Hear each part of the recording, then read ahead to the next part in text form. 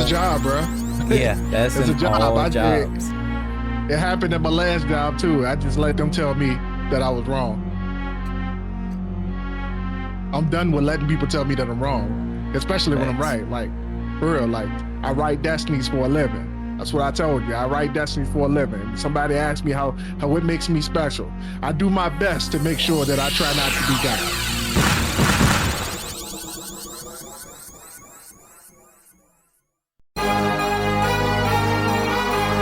What are you doing today that makes you better than the person you were yesterday? That is part of the Ascension brand. That is the motto, the heart of what we stand for. When I pass away, I want people to know. I want people to remember me. Not for the time that I spent on this planet, but for the things that I have done to contribute to society.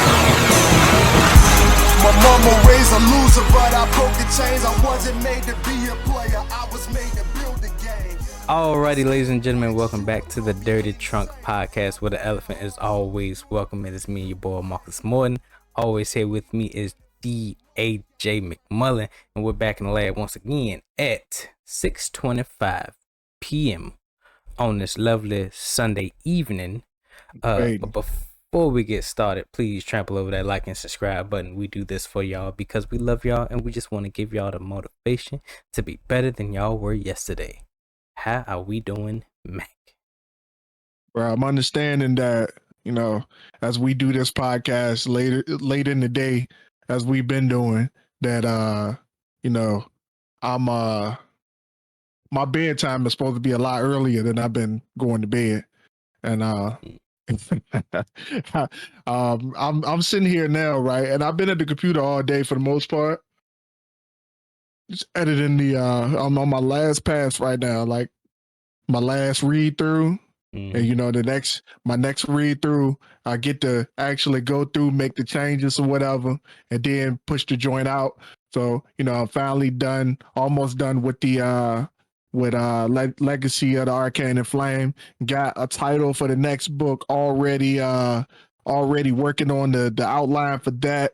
I'm blowing up on TikTok right now. I don't know if anybody peeping that, but if you're not already, go ahead and follow author AJ McMullen on TikTok, bro. We are blowing up on there right now, making content and all that other stuff like that. That shit is wild, bro. Like 3 videos a day, man. It's flipping ridiculous. I didn't even know that people had that much to talk about. But there's other people that started when I started, bro, and they do like 5-6 videos a day. And I was like, I don't know. Like I had to like my first video was like, bro, y'all out here doing 5-6 videos a day. Fuck you talking about? He said, "What y'all talking about? Is there that much stuff to talk about in a day?" I don't know, bro. Like I haven't gone back out and like looked at other people's profiles just to kind of see exactly what they've been talking about. But like for real, like I'm just like I'm seeing a bunch of stuff out there. People just doing like just regenerating ideas and like remixing certain videos that they've done in the past. So if it worked for you, it worked for you. Like, but for real, like it's just starting to look like I had the algorithm, I had the game all twisted. I was thinking that you had to generate new every single time, but in all reality, you just had to generate something all the time. Like the algorithm just had to see that you were working, and I think I had that twisted. That's interesting because like if you look at history, it's really a lot of the stuff that we have today or we see today, we use a lot today. Almost everything is just the wheel all over again, just reinvented, tweaked just a little bit, maybe a little bit more inconvenience, cordless maybe. Same thing. A microphone is a microphone. Corded, cordless. Same thing with a mouse, keyboard, all that other stuff. Yeah. Real talk though, like for real, if another social media account start popping up in the woodwork, bro, let me know, like, cause I want to try something. I got a theory right now. I got a theory, cause I've been following folks who you know, on other platforms who started on TikTok when TikTok was first, when it was first introduced. And it took me a long time to get adopted to it because I think like, I didn't know what the hell to put on there, honestly. Like, with the Aether brand is just something that I'm really close to. So like it's easy to post about that because I know exactly what to talk about and I got so much to talk about. But you know, I went back and just like started looking at some of the other people who just started off when TikTok was first booming, and like, bro, they own that joint. They like the whole platform. And sometimes that's the key as well, you know, being the first to the early be willing. adopters. Yeah. Because pretty sure a lot of people back then was looking at them like, yeah, why you on that? You know, TikTok ain't gonna blow up. You ain't gonna, that whole spew. And then, oh yeah, TikTok is like the most used app today. I just seen a tech YouTuber. She was on TikTok like every day when that joint first started, doing like dance videos and all other type of stuff. And she did a YouTube video talking about it, and it was like a funny intervention kind of video. And then at the end of the joint, like it was like, okay, it's becoming serious now. Like you really do have a problem. Like this is not a joke no more. And like she just kept doing it, and you know now it blew her career up to the next level. And I'm just sitting there looking at it like, yo, why didn't I put more energy into that? Well, I mean, it's no time like the present. You can always start now. That's true. I'm glad I didn't know, because like I didn't really have a polished product back at that time. Like, ooh. You know, I would have definitely bombed out had I started with where I was 3 years ago when I first started writing. If you know, because like, bro, I'm gonna be real. Like, I had a book out there that wasn't up to par. Like, I went back and read it even after doing a few edits of the joint, and it's still riddled with mistakes, stuff that shouldn't be in there. I'm just like, yo, like this is horrible. But it's good that you found a spot to kind of, you know, get in at, because a lot of people, they never start, they never have that moment that you had, and it's not to say that there's supposed to be like this special moment to jump in. You really just jump in and learn as you go. Like, even though you did have that product, you still didn't, you know, wasn't really sure how to navigate through, you know, TikTok and all this other stuff and social media, but you had the product, and that kind of gave you the confidence to keep on going, even though it didn't show right away the I guess results that you wanted. I mean, that's pretty much what it is. It was just the matter of like not seeing the desired results that I always wanted from social media for the most part. Like, I would always put stuff up, and I think we talked about it on a few episodes ago. I kind of had a reluctance to doing something over and over and over again, and see the same results all the time. Just looking at the insights and see that my post touched absolutely nobody, or that, you know, I pay for pay ad for a certain post to try to get somebody to like get a call to action going, and like nothing ever happens. Like, there's a lot of people watching it, a lot of people clicking on it, but ain't nobody really doing what I want them to do. So like, yeah, it's now I'm just starting to see things a little bit different. And I think it's mostly because I learned that there's no substitution for what you're supposed to do to become successful on a platform like that. Like, yeah, you can come through and make one post and think that one post is going to do what you wanted to do. You can post one time a week or whatever the case is, but like for the most part, like Posting once a week ain't gonna cut it. That's not how the algorithm works. Like bump how people work. The algorithm don't work like that. Right. Activity breeds activity, and that's literally the algorithm of social media right now. Like activity breeds activity. Mm. I like that. I like that.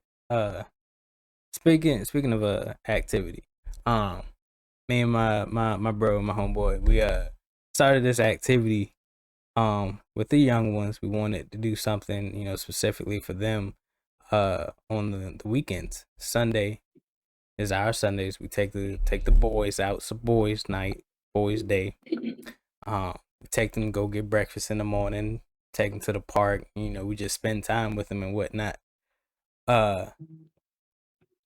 This particular Sunday, little nephew, he asked us the question, me and his father. He was like, you know, what makes us special?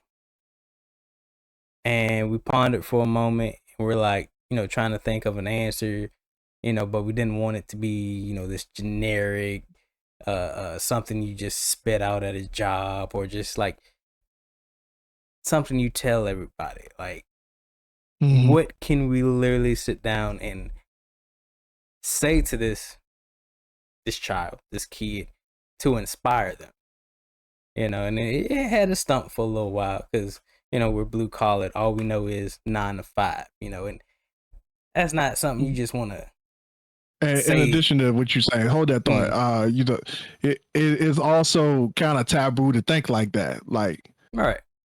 Like you grew up like, no, the world don't revolve around you. You not special. Stay in line. Like, you know, be considerate of others. So like, yeah, like we are not bred to think like that. Not at all. So the fact is, it ain't really like the answer to the question. Is that question had us stumped for a minute, and it's like, it shouldn't be that way. Like, it should be like this whole laundry list of like just anything you can think of, anything great, anything dealing with like your passions. Like, yo, what makes me special is my key to detail, my the way I look at life, or, you know, something detailed and colorful, not just, you know, I'm a hard worker. I understand things well. I'm adaptable. I can adapt to the changing situations of the workforce. I can, none of that. None of that you put on like a resume or application or something like that, because that would have been most people's answers. Mm-hmm. Mm-hmm. How old is this kid? He's about to turn 8. Okay, okay. So you probably learned that joint from like a one of those kid shows, or influential teacher at the school or something. That's awesome that he actually thinking like that though. Because bruh, God knows at 8 years old, bruh, I wasn't even in that mindset. So I for real, I don't even remember where the hell I was at 8 years old. I have absolutely no memory of that. I feel that. I feel But that. but yeah, bro, like that whole thing there, bro. I'm just sitting here thinking about it, like, oh, like for real, you get job interviews, and I know I talked about it earlier, but like, I remember the first time it was asked of me in a job interview, bro, and it stomped me. Like literally, like I was like, yo, I don't even know how to answer that. Like it took me Exactly. way too long, and the silence that that led to the answer, and I gave an answer that was like cut, dry, basic. I was like, yo, I'm gonna try to tell these people what they want to hear. Like I'm a good worker. Like I'm just at that point, it's like I'm asking a question. Like I'm a good worker. Like I I get the job done. Right. Well, maybe. Like nah, like for real. That's real talk. Like we are not as a society, and you know we judge the people who are able to answer that question negatively. Yeah. Negatively, if we judge the people who are able to answer that question, and like for real, celebrities, Like you can find just about any celebrity and ask them, yo, what's special about you? And like, yo, they can give you a long laundry list of answers. Like, all right, for real. You never heard Kanye West be like, yo, I ain't nothing special about me. Think about it. Okay. As Jesus Yeah, facts. what's special about him? Yeah, and see how that conversation go. You'll be there for hours. I promise you. And people judge my man for it. Like, they call him, they say he pretentious. They say he self-centered. That the world revolves around him. He think his shit don't stink, like stuff like that. But like for real, like people would take that into like they would take it negatively. Like, yo, for real, this dude think he the shit. Yeah. And the insane thing is though, like we have people that think that they'll think negative of a person that's out here doing what they love, going just out here living their dreams. We think so negatively of them, but they're living a way better life than we live. They're completely free. They're not held down by their doubts. They're not held down by their financial issues. They're not held down by anything. Like they wake up, think of something, and they're on it that morning. They want to do something, they go out and do it. They want to obtain something, they figure out how to attain it and they go for it. And we sitting here struggling. We have to plan out a whole year's worth of saving, of going without, of sacrificing just to get a fraction of what they have, a new car or a house or something. We got to budget, finance, take out a couple of loans, all this other stuff, and they out here doing it with ease. We go back to that saving thing. I still don't believe in that, but to each their own. That I still just believe in making more money. I'm just saying. Facts. That's just me. I don't know how other people think about it. You sitting out there talking about putting money to the side and stuff. I'm like, bro, I ain't got time for that. If I want this, we gotta figure out how to afford this. We had me and Alyssa had that conversation recently. I was like, yo, fuck all that. Like that saving stuff, like shut up. Like, we ain't talking about that no more. Like I don't want to hear that come out of your mouth. What we gonna do? What's the game plan? Like let's focus on something.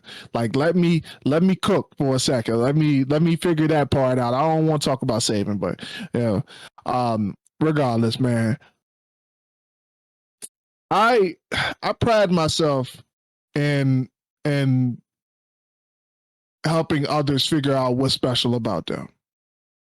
Ooh. Now, whether or not you listen or not is, that's after I learned a long time ago after dealing with some of the people that we've dealt with, after dealing with some of the people that we've been dealing with, bro, I learned a long time ago is that it's not my job to help you grasp the message. So like for real, like it was a lot of people that we've come in contact with who didn't necessarily they weren't picking up the ball. So like I was rolling it to them, they weren't picking it up. I ain't sitting here saying that I'm the perfect example either. Like I don't want nobody to get that wrong, but I pride myself. Like I created the Aether. The not Aether, but the Ascension brand was built off of helping other people understand what's special about them. So like when people come around me, like when people come around me, I'm just like, yo, like I changed the conversation because I'm like, yo, I'm not about to let you be basic around me. So like. I'm a slow down for a second. I felt myself going into the outro mode. Go ahead, Mark.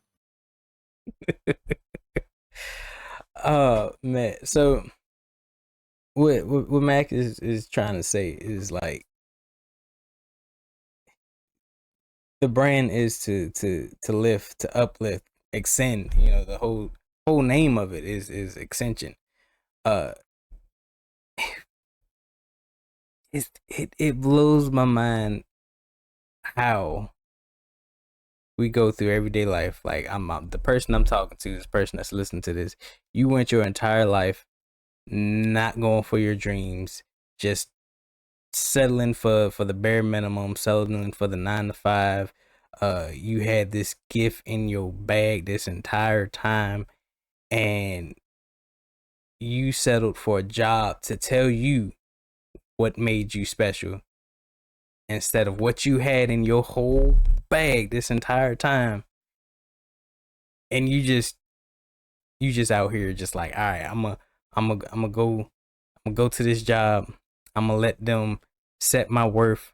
I'm gonna let them set my hours, and I'm gonna revolve my entire life around this job instead of revolving my entire life. It's revolving life around myself. Like Max said, you Kanye West out here just doing any and everything. Literally, man's clothing line looks like, let's be honest, it looked like homeless people made that clothing line. But yet, this man it looked like still Good making Widow money. hand me down twice. That man out here making a killing, and it's just like we overthink. Me and my buddy, same guy that, you know, his nephew, same guy. We got these $1 million ideas, and we're like, yo, we overthink everything. It's like so simple to just make it in life, just be successful. You can literally just do the things you love on can't talk, on autopilot, and see where that gets you. Just focus on nothing but yourself, and put a camera in front of you for real, and just see where that takes you. Like, there's so many other people out here that's doing the same thing or want to do the same thing that you want to do, and it literally, they waiting on you. They waiting on you to get started so you can inspire the next person, and that person inspires the next person, and so forth and so forth. Inspire. But it'll inspire. But it will never get started unless you get started. Real talk, man. Inspire. Yeah. English. Real talk, man. That's a real, what you just said, man, is so real, bro. Cause I was just thinking about that. Like as you were saying it, literally, I was just thinking like, yo, there's so many people who let society, let life, let other people tell them what they're special at. Like I was a victim of that. You know, I let my mom tell me for years what I was special, how I was special to the world. You know, I let my ex-wife tell me how, like, what I was like. I let so many other people, like Amazon tell me, Walmart distribution tell me, like, for real, I've gotten to a point where I'm done with that. Like, I've gotten to a point where I'm just like, yo, for real, don't like miss me with the BS, man. We literally had a conversation at work recently, and I had to bite my tongue so bad. Like, my job really ain't that deep, and like people don't be like all on you like that. But like I know like numbers when I see it. I can pretty much not dictate, but like I told you, Mark, I write destinies for a living, dog. Like, so with that being said, I've developed a skill. It's really unconscious for real, but I find myself predicting things really easy just by watching certain statistics, right? So, you know, based on how things been going at my job, you know, I've been able to understand exactly how things work, you know, what certain actions dictate other results and all of these other things like that. So, you know, with me being in sales, you know, we watching figures, we watching numbers, we're paying attention to, you know, clientele and how clientele are moving, how many people coming in the door, how many people doing this or whatever the case is. So, you know, one of my managers, he asked, you know, what's our goal for the day? How many of y'all think we gonna sell? We got 8 appointments coming in. How many of y'all think we gonna sell? I was like 4. Everybody else said 6. And my man looked at us and was like, y'all underachievers. I was like, oh, that's how Like, you feel, okay. bro? Like, oh, okay. All right. So I let it slide, bro. And I was just like, okay. I don't know how this happened, but somehow this man clocked me as somebody that was having a negative attitude about the outcome of the day. And like he wanted to talk about it at the end of the day, because how many did we get? We got 4. I was like, bro, I see the people that we had in. Mm-hmm. I know the people, like, based off of some of the history of the people that we got coming in, like this many people don't actually show up. This person going to this person here, this person want this right here, and based on the information that's in front of me, I'm able to, just like spades, bro. I can see the books. I know how many we got right here. So at the end of the day, my man wanted to talk to me about it, and he was like, "So, you undercut us today, man." And I'm looking at him like, what you talking about? He like, bro, you said we gonna get 4. Like, for real, we had 8 appointments in today. Like, what like you said 4, like, man, you jinxed us. I'm like, bro, what the fuck is you just had us Okay. you had us up in the room today talking about activity and how we bring stuff to the table and how this is on us. Like, now all of a sudden you believe in superstition? I'm like, bro, you showed me the information. I got the information. I looked at it and I based with your answer, the question you asked me, I looked at the information and saw what I saw. And I said 4. I don't know how you got 10 out of that. I just don't know. Like, for real, we were playing different games. He was like, well, you got to have a better attitude. Bro, attitude ain't got nothing to do with this. I looked at the numbers. Bro, you in your feelings right now. Get out your feelings. Like, this ain't got nothing to do with that. I looked at the numbers. I looked at the clientele. I looked at the quality of what you were putting in front of me, and I worked with what I had. This ain't got nothing to do with attitude. My attitude is fine, bro. Get your head out the trash can, my dude, because you are really looking at this in the wrong way. So, that conversation, it kind of made things a little spicy. So, but I say all that to say this, like, for real, I could have easily took that situation and turned that into a negative for myself, bro. Like, I could have let my man say, you being real negative. Oh yeah, you right. Yeah, you right. Nah, bro. I got a skill and I use that. Like, bro, it's so deep, Mark, that like somebody can be talking about numbers and they'll like it happened on multiple occasions. Like, they'll be like, guess a number. And like, just based off of talking to that person and what they and who they are, I can guess the number that they're thinking about. It happens very seldomly, but like it's on multiple occasions. Like, I've just been like, yo, just straight up throw a number out there, and they're like, oh damn, you got the number right on the head. I'm just saying, like, I look at the data. I feel that. Mac was playing spades while this guy was playing BS. You playing tic-tac-toe. Cause Goldfish looking ass. Like, bro, what are you doing? And then he got in his feelings. numbers don't lie. Numbers do not lie. Like, there's a reason why some statistics are kind of set in stone, because if you follow the numbers, there's some truth to it.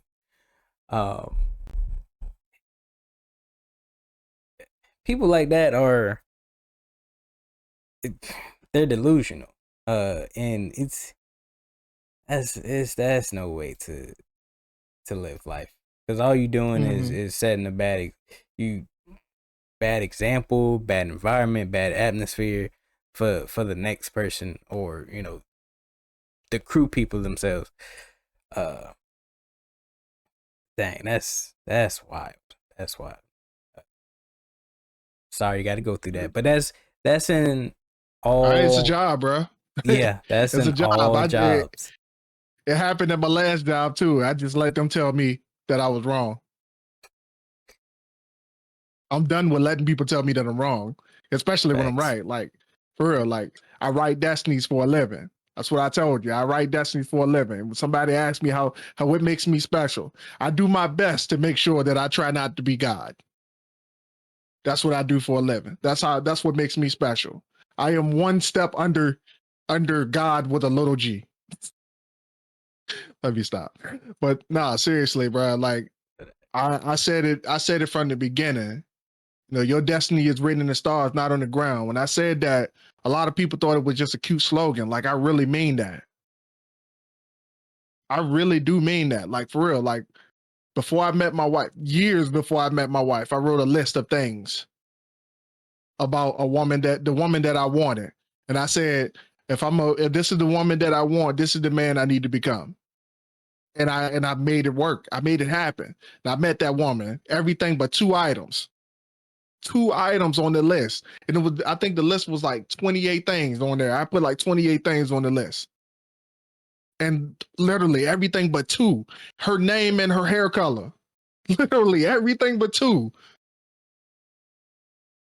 So like for real, like bruh, when I say when and I I can't put that on anybody else for real. Like, whatever you do, you gotta know exactly what makes you special. Because the thing is if you don't know what makes you special, people just gonna be making up stuff for you. Like they just gonna be making up shit, like on the spot, like literally, like they just gonna be like, okay, well, since you ain't got nothing, and since ain't nothing special about you, do this for me. Ooh. Since you ain't got nothing going on, I got you. I got something for you to do. And even though they're not gonna tell you that, their attitudes are gonna support that. Because when you stop being special to them, for them, oh man, I always knew you want nothing. I always did the whole spew about how you not special. When you were special to them the entire time, until you stop becoming useful. That's with Absolutely. relationships, jobs, and I know it's very cliche to say, all the great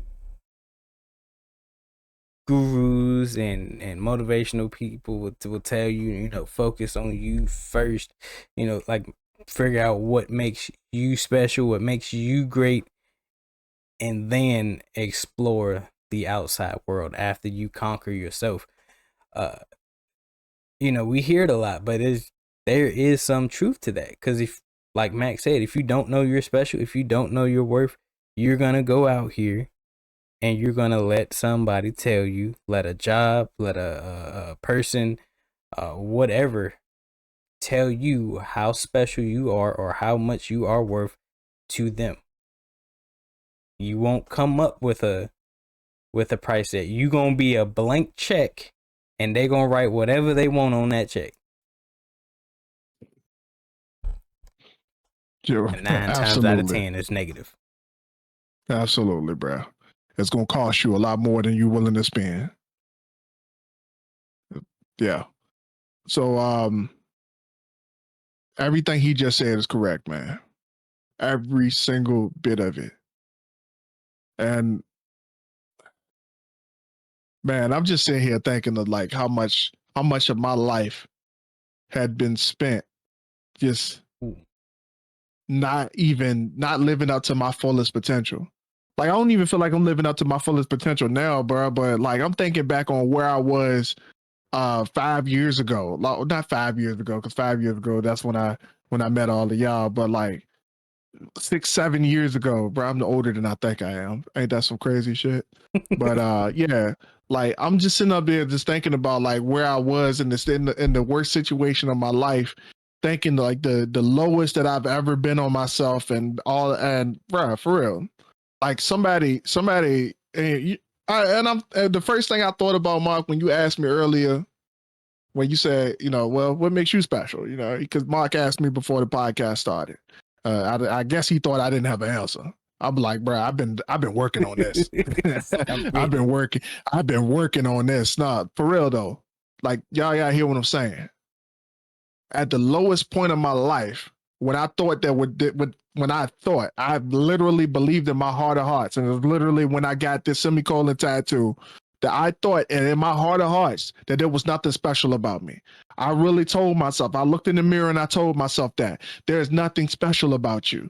You are nothing. You are like, there's nothing good about you. You can offer nothing good to this world. And you have proven over and over and over again that you can offer nothing good to this world. I told myself that. I remember those days. Bro, I was in the deepest, darkest pit of the I was it was dark. I just put it that way. Like let me not try to be clever with it. It was a dark time for me. I promise y'all it was. And I'm just sitting here thinking of it, man. And just the amount of things that I was going through. And a lot of people don't understand. Like when Mark asked me what's special about me, because he got the question from his nephew, what's special about you? Like the first thing that I thought about was the 64 affirmations that I wrote in the darkest period of time in my life. Like, bruh, I was thinking about ending it. Like, I don't think people understand that. Like, it was that bad. And I decided that I was going to I was going to change this one way or another. I was done being upset with life. I was done being angry at people. I was done being a curmudgeon. I was done with it. So I wrote 64 affirmations. And I keep them where? I keep them right at the front door, so when I go out into the world, I know how to present myself. 64, y'all. 64. And I said this before. This ain't the first time I said this on this podcast.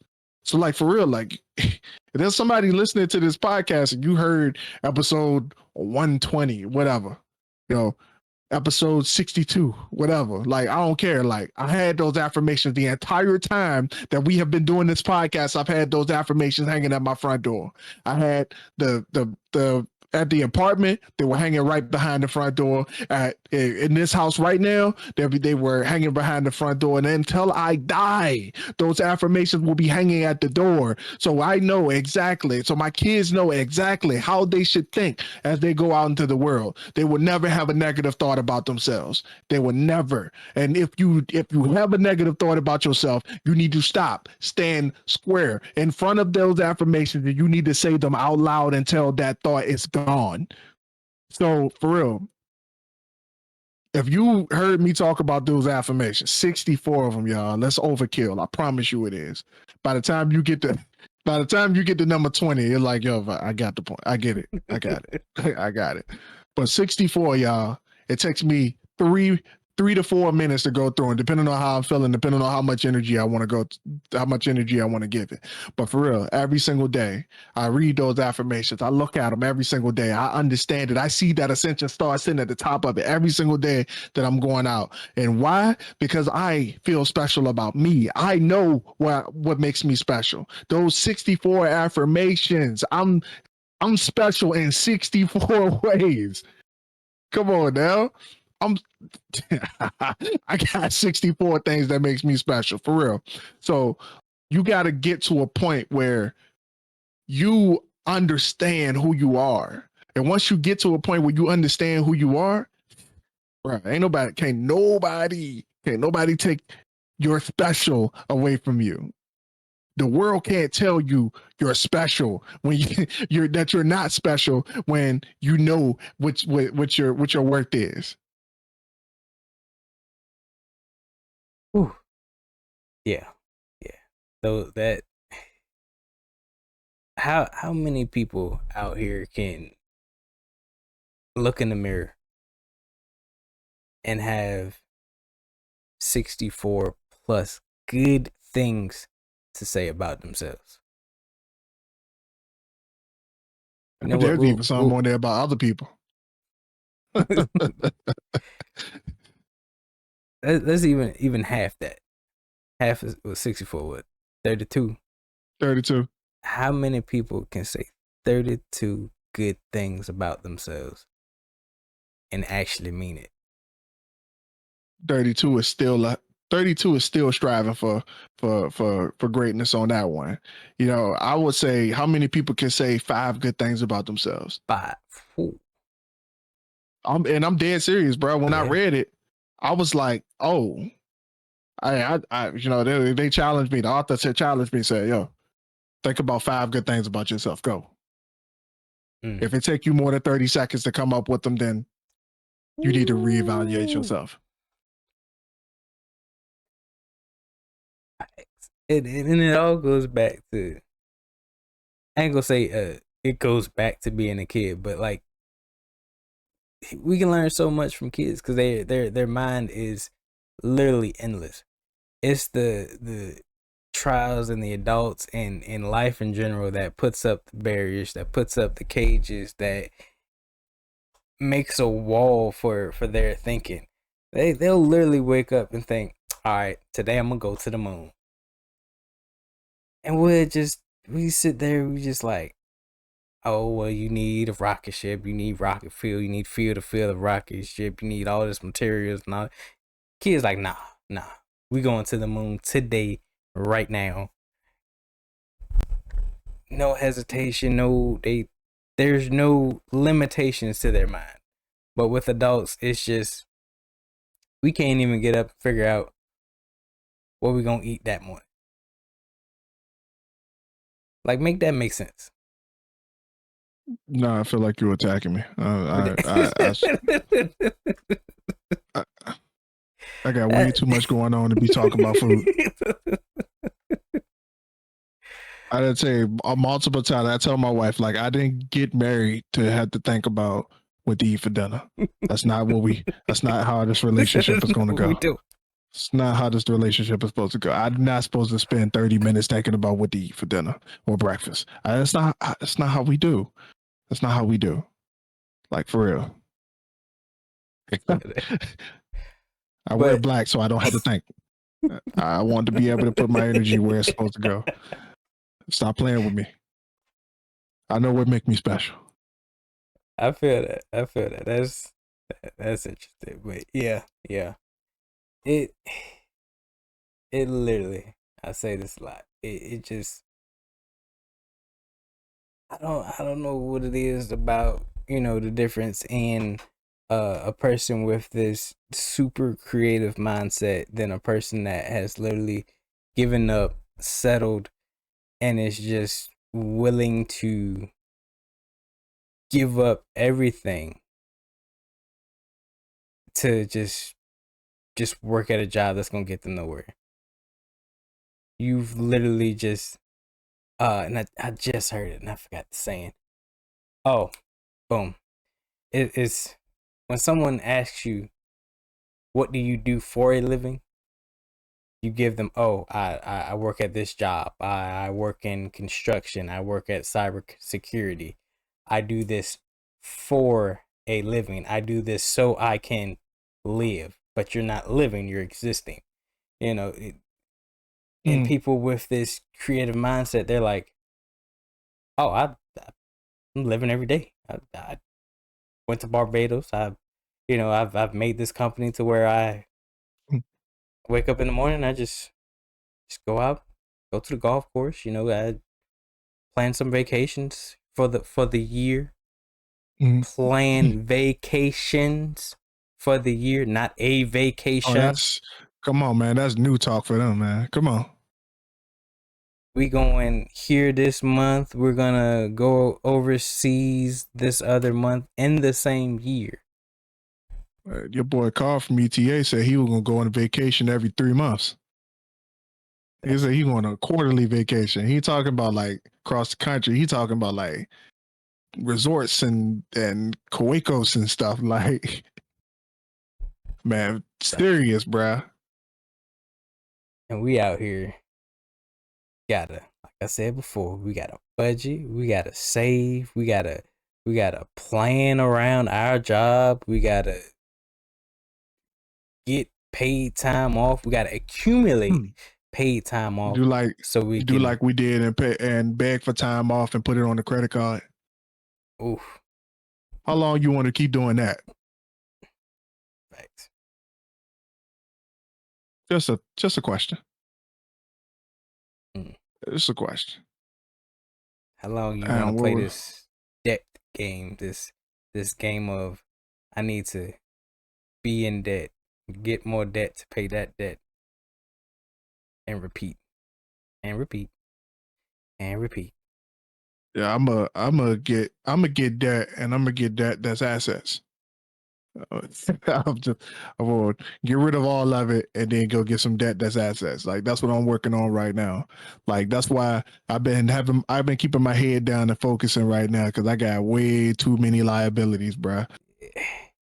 It really just goes to show that people are literally just out here existing. A good majority of the masses are out here floating through life. Uh, no goal set, no destination set, and if it is set, it's only set in their dreams, and they're not working towards it being a reality. And it's sad because it's easy, but it's scary at the same time.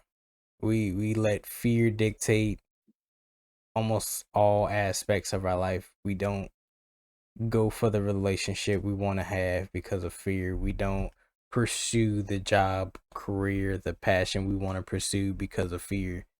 And at the end of the day, you have nothing but excuses to say about it. Like you ain't got no big encyclopedia book worth of stories to tell a child what have you accomplished or what makes you special. You can't tell them nothing because you don't even believe you're special. Mm.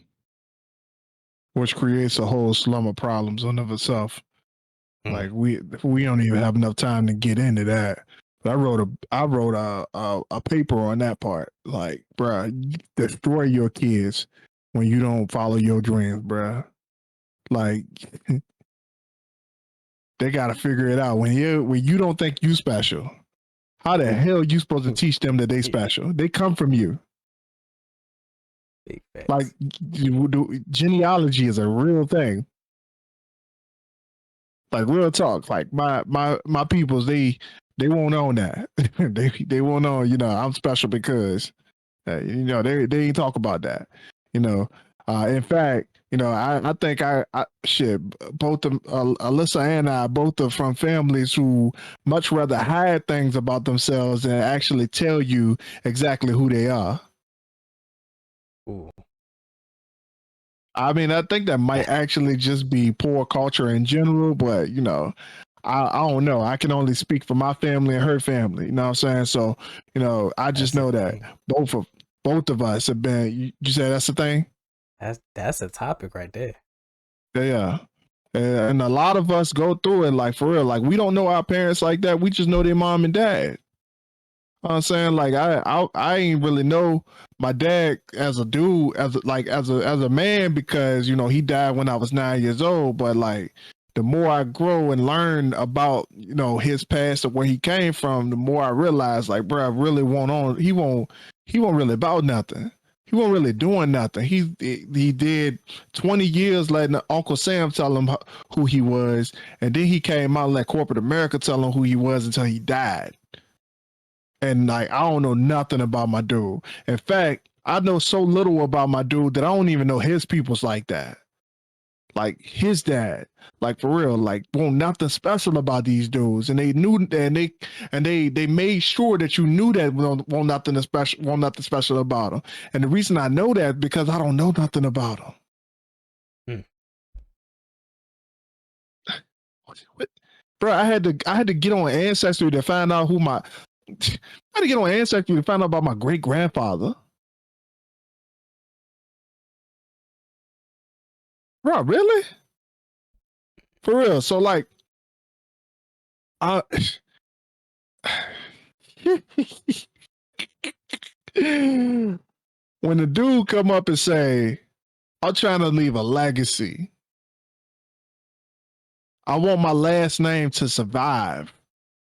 So much so that I created a last name, y'all. I want you to know exactly what you are, where you came from. If you come from me, I want you to understand what you are. I want you to understand how special you are. I want you to understand where you come from. And you don't come from from silver spoon. You come from blue collar. I want my kids to understand exactly where they come from. Bruh, my baby girl don't got one last name, y'all. My baby girl last name is Makram. You understand what I'm saying? Like, yo, I want you to understand exactly where you come from. Like, this is the truth. Like, you are somebody. You are part of a dynasty. You are part of a tribe, a clan, a culture. And no, the culture don't exist right now. It is up to you to create off of what I created for you. Come on now, y'all. Come on now, y'all. For real. We all know who The Rock is. We all know who The Rock is. We all know who Roman Reigns is. Well, I don't know, Mark. You might not know who Roman Reigns is, right? That might be okay. All right. So like, we all know who these guys are, for real. Like, I idolize these dudes. Like, and people always talk about like, yo, no matter who these dudes play, or who they portray, like whether they good or whether they the villain, I'm always a fan of theirs. Why? Because I respect their dynasty. Bro, do y'all know that The Rock and Roman Reigns are part of two different clans who decided that at some point above them, like in their lineage, they decided that they were just going to just stick together and become one family. Like, and eventually they became blood, but we talking about two dudes who decided that our families, by blood pact, cut my hand, you cut your hand, we dap each other up by blood pact. These two dudes was like, our families are going to stick together. And then they became the NOIE tribe.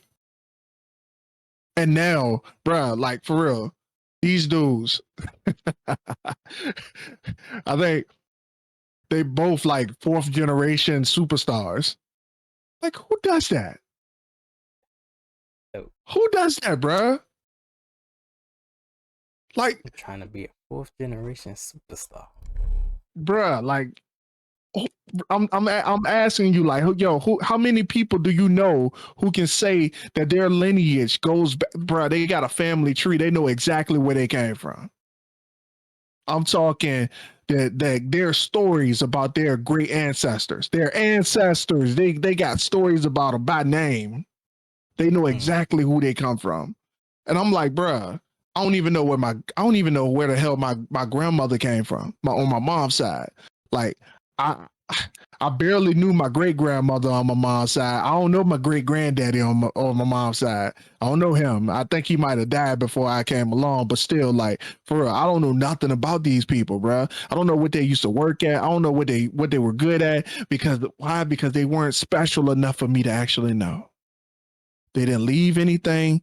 They didn't say anything. There was no divine wisdom coming from them. They kept to themselves, and they didn't want you to know who they were because they didn't think they were special. We just started a whole new episode just now. I don't think y'all understand how deep that is, bruh. Like, that's so deep. So you got to get to a point, bruh. I don't know how you gonna do it. I just know how I did it. I know how I suggest people doing it because I hear people walking around talking shit about themselves like they talking about rap beef. I'm just saying, bro. you gotta get the negative thoughts out about yourself, man, and flip them jokers around on their head, man. You gotta come up with something, even if it ain't true in the beginning, bro. You gotta come up with something to make it true. Come up with something, man. Like, even if you ain't got money, ain't nobody asking you to be the richest person in the world. Like, that ain't what you need to leave your family. But what you do need to leave your family is if you decide that you're going to learn something about life and the way life works, bro. I didn't learn about credit until I was in my late 20s. But what do I look like as a grown man allowing my daughter to not learn about credit until she's the same age I was when I learned it? if I know how the game work and I got business knowledge, what I look like not teaching my little girl that? Bro, you can leave something. What makes you special? Like, we don't have to make this deep, man. Ain't nothing deep about that. Jobs asking people that all the time. But the problem is that y'all waiting until you get on a job interview to hear the question for the first time, man. Never time after that. Yep. Whoo. All right. So like Max said, y'all gotta hit these negative thoughts with that RKO, that DDT. You need to get those things out, because all they're gonna do is cause problems, obstacles. It's just gonna hold you back. That's all it is. It's something holding you back. When it's just so easy to just get out here and do. Like, if you don't get nothing else, just get out here and do what you like to do. That simple, sweet, to the point. Just do what you like to do, and be unapologetic about it. Like, don't let nobody come to you and be like, "Oh, you shouldn't be doing that because you have these type of responsibilities," or you shouldn't do that because they might hinder, or it might be a risk to, it might be a bad idea. Because no, you set out to do it, you want to do it, do it. This is what makes you special. This is what makes you great. You're great at it. You're good at it. So why stop yourself from doing that thing? All right, ladies and gentlemen, this has been the Dirty Trunk Podcast, where the elephant is always welcome. It is me, your boy Marcus Morton. Always here with me is D.A.J. McMullen. And before we go, please trample over that like and subscribe button. We do this for y'all because we love y'all, and we just want to give y'all the motivation to be better than y'all were yesterday. And always remember that those who shy away from addressing the elephant in the room are doomed to be crushed by the weight of it. We love y'all. Peace, love y'all. See y'all next week.